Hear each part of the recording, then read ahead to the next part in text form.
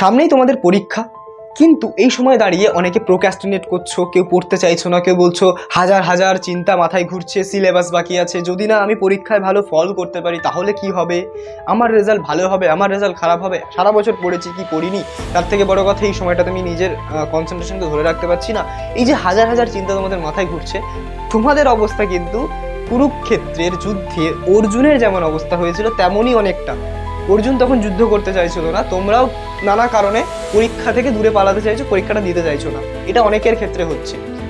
তোমাদেরকে একটা কথা বলতে চাই, নিজের প্রিপারেশনের প্রতি যদি নিষ্ঠাবান হও, যদি সৎভাবে প্রিপারেশন নিয়ে থাকো, তাহলে যেমনভাবে পাণ্ডবদের সেনা কৌরবদের সেনার কাছে নিতান্তই তুচ্ছ ছিল, কিন্তু তবুও বিজয় তারাই প্রাপ্ত করেছিল, কেননা তাদের শিবিরে ধর্ম ছিল। তাই তোমার শিবিরে যদি নিষ্ঠা থাকে, একাগ্রতা থাকে, পরিশ্রমের প্রতি যদি তুমি সৎ থাকো, তাহলে অবশ্যই তোমাদের ভালো রেজাল্ট হবে, কেউ আটকাতে পারবে না। তাই ফলের চিন্তা না করে নিজের কর্মটা করে যাও, তবেই কিন্তু একটা খুব সুন্দর ভবিষ্যৎ তোমাকে আগলে নেবে। অল দ্য বেস্ট, প্রোক্রাস্টিনেট নয়, প্রিপারেশন করো।